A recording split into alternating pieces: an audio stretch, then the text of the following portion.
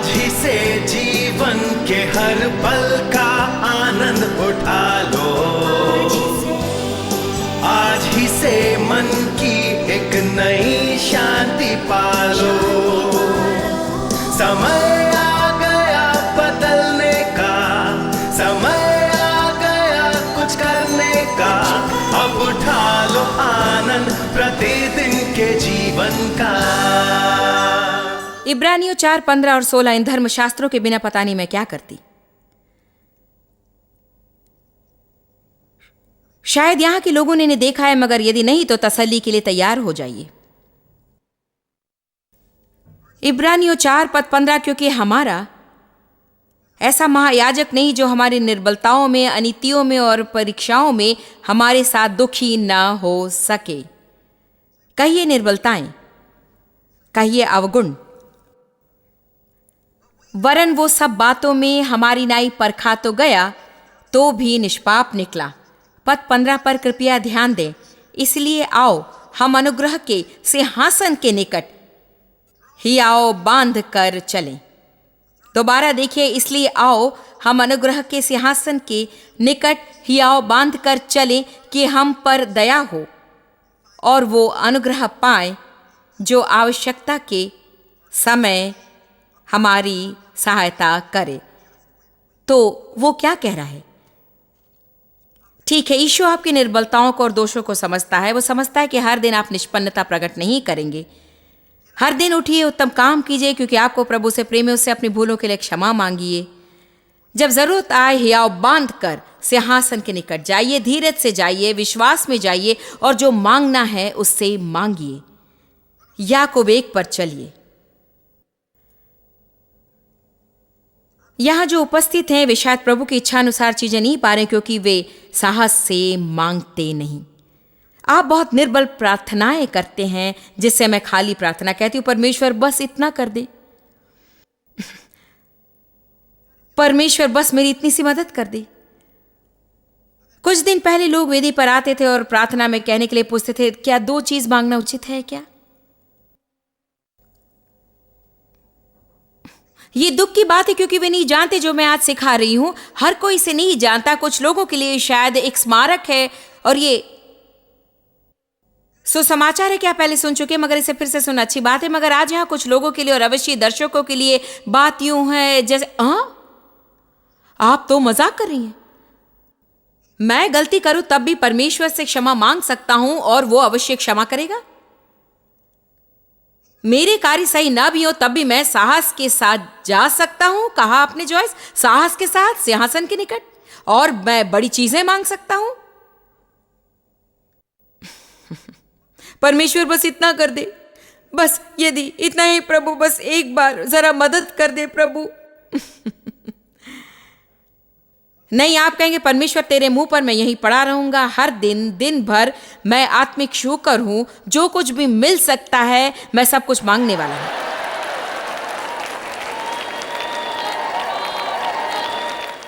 जानते मैंने परमेश्वर से क्या कहा? आप इसके बारे में जो चाहे सोचे। मैंने कहा, प्रभु धरती के मनुष्य को जो सबसे अधिक मिल सकता है वो मुझे चाहिए। मैंने ये प्रार्थना इसलिए नहीं की कि अपने आप को बड़ी हस्ती समझती हूं, मगर आज मैं जो कह रही हूं मैं उसे समझती हूं। इस संदेश को समझती हूं कि मैं जानती हूं कि मैं क्या हूं, ये भी कि मैं क्या नहीं हूं, मगर मैं उसे जानती हूं और ये कि मेरा दृढ़ विश्वास अपने में नहीं वरन उसमें है। मुझे प्रभु से प्रेम है। मैं जानती हूं कि प्रतिदिन उठती हूं, जितना हो सके करती हूं, और ये कि मैं लूटी नहीं जाऊंगी, मैं पा करूंगी जिसे मुझे देने के लिए यीशु मरा।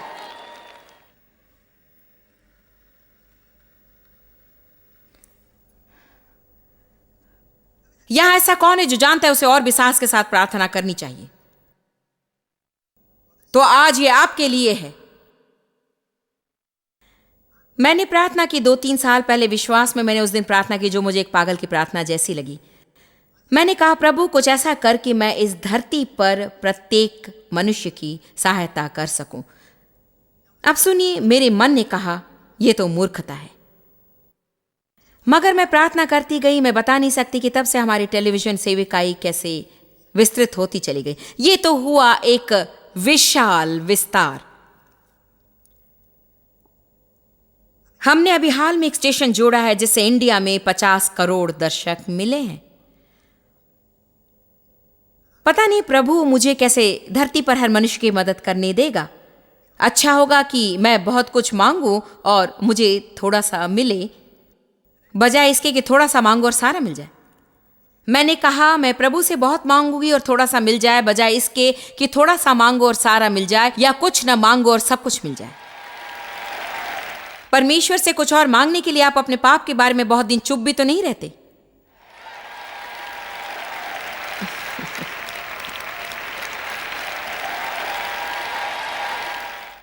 मैं वही प्रार्थना हर रात करती थी जब तक कि मैं वचन में ना आ गई, जो कि 26 साल पहले की बात है। मगर हर रात मैं प्रार्थना करती थी। मैं कहती, परमेश्वर मेरे पापों को क्षमा कर, मेरे पापों को क्षमा कर। यही सारी रद्दी हर रात को बताती थी। मैं कहती थी, परमेश्वर मुझे क्षमा कर। पता नहीं इसमें उसे इतनी देर क्यों लगती थी। लगता है मुझे पहले थक जाना था। मगर एक रात उसने मुझसे कहा, जॉयस मैंने तुम्हें पहली बारी क्षमा कर दिया।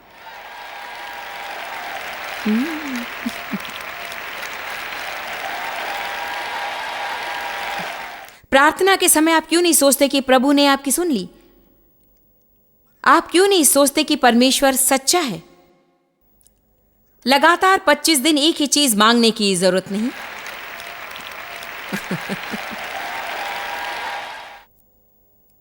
वो पूरब से पश्चिम तक हमारे पापों को मिटा देता है और फिर कभी याद नहीं करता। उसने कहा, मैंने तुम्हें पहली बार क्षमा कर दिया, अब तुम्हें अपने आप को क्षमा करना है। जानते हैं, मैं अपने पापों को कभी हल्केपन से नहीं लेती। मैं कभी अपने अवगुणों को या भूलों को हल्की फुल्की मनोदशा से नहीं लेती। मगर आपके सामने एक ऐसी स्त्री खड़ी है जिसे शैतान सालों तक उत्पीड़ित करता रहा। एक मसीह होने के नाते, आत्मा से बपतिस्मा वाली मसीह, जब कभी मैंने कोई गलती की तो मेरा उत्पीड़न करता और मुझे सिर पर दे मारता था, सिर पर दे मारता था और इल्जाम पर इल्जाम। एक बात बताती हूँ, सुनिए। ये तो मेरे लिए सबसे बढ़िया सुसमाचार है कि हमारा एक महायाजक है जो हमारी निर्बलताओं, हमारी गलतियों और हमारी अशक्तताओं को समझता है। क्योंकि वो ऐसे एक हाड़ मांस के शरीर में, यद्यपि वो सदा निष्पाप था, वो जानता है कि हम पर क्या बीतती है। हम यदि सही कर्म कर सकते हैं, हमें यीशु की जरूरत नहीं होती। यही प्रभु की सेवा में उत्तेजना आ जाती है। इसीलिए आपको चर्च जाकर 5 नई विधियों को जिन्हें मानकर चलना है सुनने की जरूरत नहीं।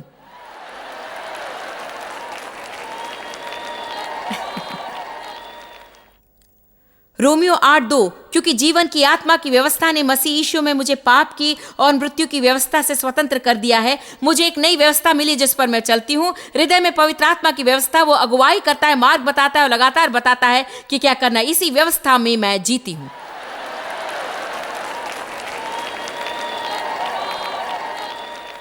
पिछले सप्ताह 2 भिन्न भिन्न स्थितियों में प्रभु ने हमारे हृदय में चीजें डाली हैं। कुछ बड़े काम थे जो कुछ लोगों के लिए करने थे, जिन्हें कुछ जरूरतें थी। और परमेश्वर की इच्छा का पता मुझे लगता है कि कोई चीज मुझ में बैठ जाएगी और मैं एक दिन सोचूंगी और फिर दूसरे दिन उसके बारे में सोचूंगी, फिर दूसरे दिन उसकी बात सोचूंगी, मगर वो बैठी ही रहती है।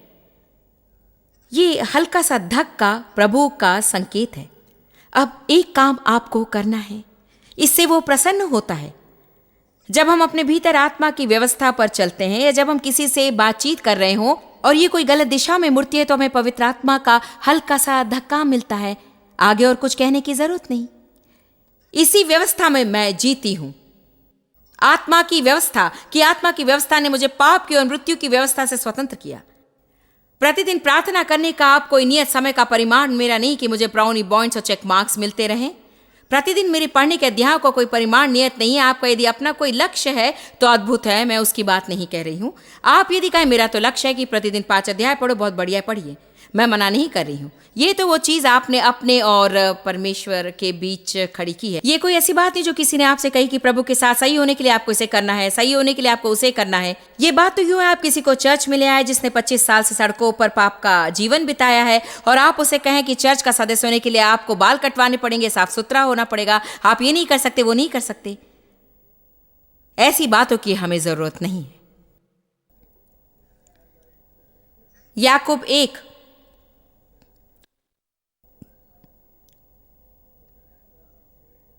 इसे कोई नहीं चाहता, क्योंकि कहता है जब परीक्षणों में से गुजरो तो खुशियां मनाओ। प्राय आप कह सकते हैं याकूब 1:1 पर चली और दर्शक कराह उठते हैं, लो फिर आ गए, परीक्षणों में खुश रहो। पद 2 ही मेरे भाइयों, जब तू नाना प्रकार की परीक्षाओं में पड़ो तो इसे पूरे आनंद की बात समझो और ये जानकर कि तुम्हारे विश्वास के परखे जाने से धीरज उत्पन्न होता है, पर धीरज को अपना पूरा काम करने दो कि तुम पूरे और सिद्ध हो जाओ और तुम में किसी बात की घटी ना रहे। अधिकांश समय जब हम फंस जाते हैं, सदा सर्वदा नहीं मगर कई बार इसलिए कि हमने कोई मूर्खता की है और शैतान के लिए द्वार खोल दिया है। पद 5 कहता है, पर यदि तुम में से किसी को बुद्धि की घटी हो तो परमेश्वर से मांगे जो सबको उदारता से देता है। विस्तृत बाइबल कहती है बिना उलाहना दिए और उसको दी जाएगी। वो यहाँ क्या कह रहा है? जब आप संकट में हो, चाहे अपनी भूल से खुद उसमें क्यों न गिरो, फिर भी आप प्रभु के पास जा सकते हैं और उससे छुटकारे की बुद्धि मांग सकते हैं और प्रभु आपकी मदद करेगा, और वो भी बिना उलाहना दिए या दोषारोपण किए। अन्य शब्दों में परमेश्वर हमारी भूलों को हमारे सामने नहीं रखेगा। हियाव बांध कर सिंहासन के निकट जाइए। बगल वाले से कही, हियाव से प्रार्थना कीजिए।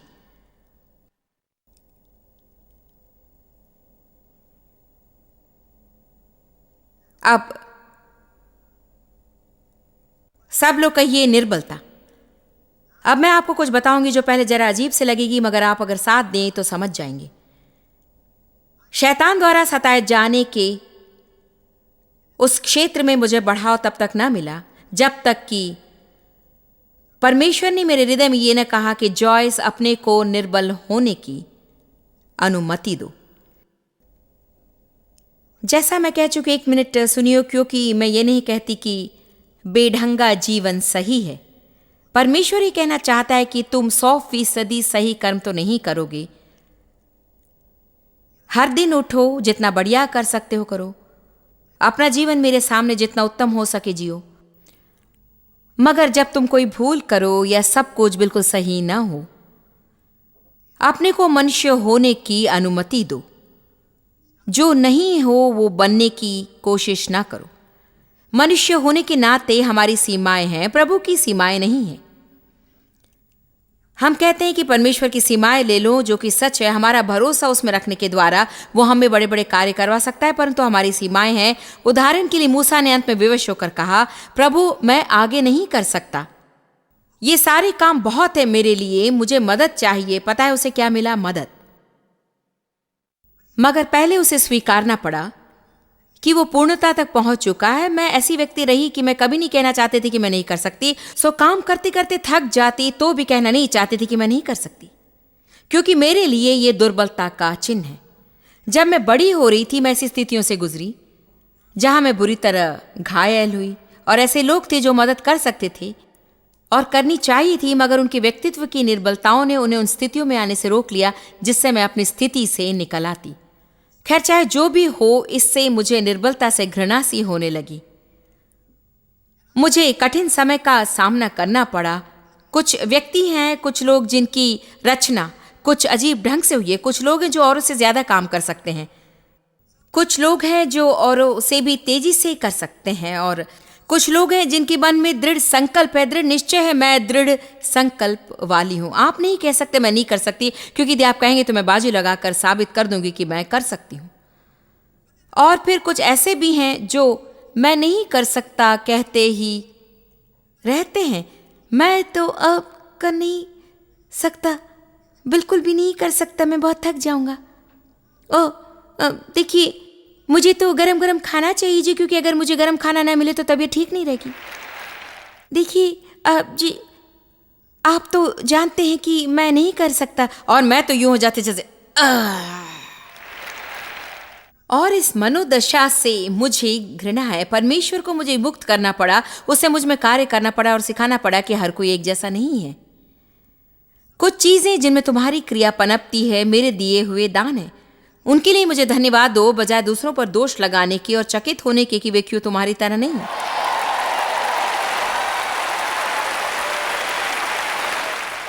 डेव को और मुझे व्यवस्था के और संगठन के ऊंचे दान प्राप्त हैं, मगर हर किसी को इस क्षेत्र में ऐसे दान प्राप्त नहीं। मेरी एक बेटी है जिसे व्यवस्था में दान प्राप्त है, और फिर एक और है जिसका ये दान बिल्कुल तेज नहीं है और वो उस तरह होना भी नहीं चाहती, मगर ये शायद ऐसी कोई चीज है जिसके विरुद्ध उसे जीवन भर रहना पड़ेगा। एक के लिए एक स्वाभाविक है, उतना स्वाभाविक दूसरों के लिए नहीं है। अब मुझे प्रतीत है कि जिसका हमें दान हम सीख सकते हैं, जैसा कि मुझे दया का दान नहीं है, मगर दयालु बनना मैंने सीख लिया है। माने या ना माने, मुझे प्रबोधन का स्वाभाविक दान नहीं है, मगर लोगों को प्रोत्साहित करना मैंने सीख लिया है। मेरी सेक्रेटरी एक स्वाभाविक प्रबोधक है। मैं एक उदाहरण देती हूँ कि यह गुण कैसे प्रकट होता है जब ये दान के रूप में होता है या आप जानबूझकर काम में लाते हैं। कल रात जब मैं कार में बैठने जा रही थी, मीटिंग के बारे में सोचती हुई और प्रार्थना करती हुई, और सामने जो काम था उसकी पूर्ति के लिए भी सोचती जा रही थी। हम लोग उस स्त्री के निकट से होते हुए निकले और वो एक सुंदर बैगनी रंग का स्वेटर पहनी थी जो उस पर बहुत ही फबरा था, और मैंने सोचा ये तो बहुत सुंदर है। फिर मैंने सोचा इससे कह दूं, और फिर सोचा ओ नहीं, ऐसा नहीं कहना चाहिए। मैं आपसे सच कह रही हूं। और पीछे से मेरी सेक्रेटरी रोमैन की आवाज आई। उसने कहा, कितना सुंदर स्वेटर है, इसमें तो बहुत अच्छी लगती हो। मैंने सोचा लो, सामने ही है प्रबोधक।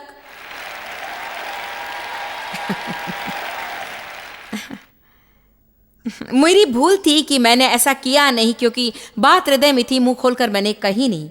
मुझे शायद कहने में बहुत ही कठिनाई होती, जबकि ना कहकर चुप रहने में उसे कठिनाई होती।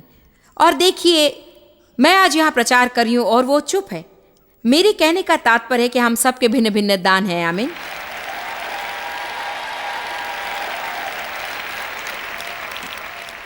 आपका अपने को यह अधिकार देना कि सारे लोगों के लिए सारी चीजें ना बने, ये भी ऐसी स्थितियों की ओर देखने के बराबर एक समय था जबकि इसके लिए मैंने अपने को तिरस्कृत किया होता कि मैंने प्रभु को खो दिया। उसने इसे मेरे हृदय में डाला और मैंने आज्ञा भंग की। मेरे साथ क्या खराबी है, क्या खराबी है, क्या खराबी है। लेकिन अब मैं सोचती हूं उसको उसमें दान है, मुझे नहीं है। सो खेद है प्रभु, मैं अगली बार और भी कष्ट उठाऊंगी, मेरा साथ देना। क्या किसी को इससे मदद मिल रही है?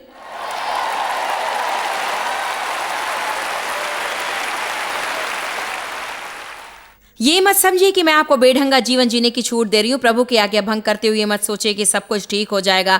मैं इसकी बात नहीं कर रही हूं। आप ऐसे लोग भी नहीं कि वैसा काम करेंगे। आपको प्रभु से प्रेम है। जब हमें प्रभु से प्रेम है तो हम आगे बढ़ने से और उन्नति करने से अपने को रोक नहीं सकते। मैं प्रतिदिन बढ़िया से बढ़िया काम करना चाहती हूँ, मगर मुझे पता लगा कि यदि मैं आज बिता दूं, ध्यान से सुनिए, अगर मैं आज बिता दूं कल के दोष की सोचती हुई, तो आज प्रभु की सेवा के लिए मेरे पास समय नहीं। सो मैं अगले दिन पहुंचती हूँ और आज मैं कल की सोचकर परेशान हूं, तो अब ये दिन बिगड़ गया। फिर मैं इस दिन पहुंचती हूं और कल की बात सोचकर मैं आज परेशान हूं, तो आज का दिन भी गया। अंत में प्रभु ने कहा, मुझ पर एक कृपा करोगी? एक ही कृपा करो, तुम क्षमा मांग लो, तुरंत प्राप्त करो और आगे बढ़ो, क्योंकि तुम्हारे लिए मैंने ढेर सारे काम रखे हैं और तुम इस स्थिति में मेरा कोई काम नहीं कर सकती हो।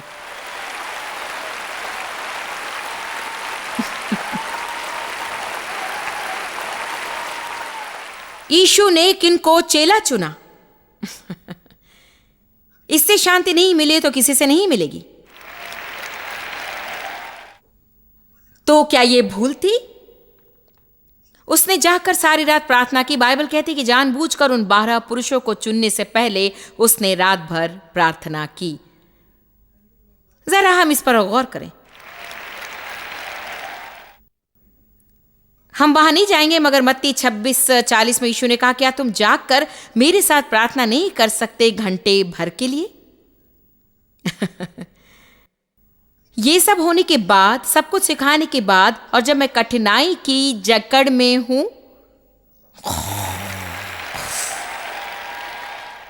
जानते बाइबल क्या कहती? शोक के कारण वे सो गए। जानते इसका अर्थ क्या है? वे उस स्थिति से निपटना नहीं चाहते थे।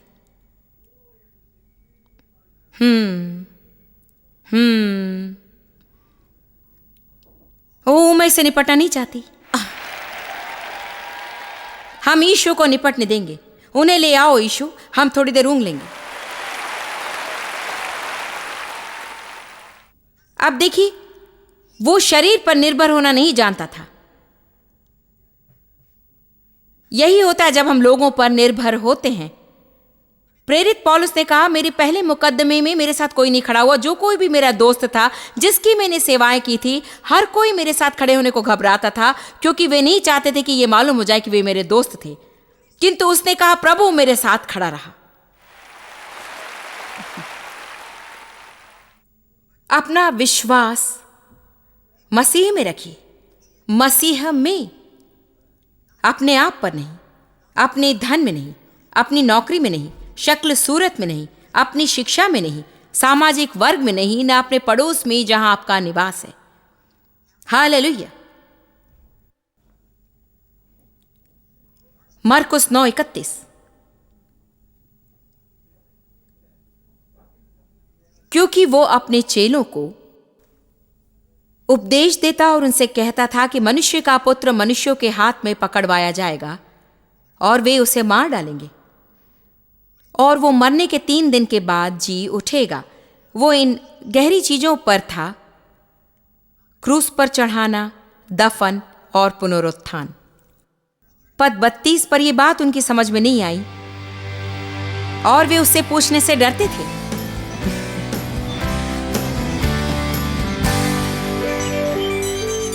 मैं आपको प्रोत्साहित कर रही हूं कि एक नई धारणा को मन में स्थान दे। आपका विश्वास यीशु में होना चाहिए, अपने में नहीं, और न हर काम निष्पन्नता से करने की आपकी सामर्थ्य में। जब हम जाने कि हम यीशु में कौन है, हम समझ जाते कि हम भूल करें तो भी हम परमेश्वर के निकट प्रार्थना में जा सकते हैं, क्योंकि वो दया का परमेश्वर है। आज मैं आपको याद दिलाना चाहता हूं कि प्रभु को आपसे प्रेम है। हम सभी को इसे सुनना है, और सबसे मूलतः बात जो लोगों को समझनी है वो ये कि उन्हें प्रेम दिया गया और अपनाया गया है।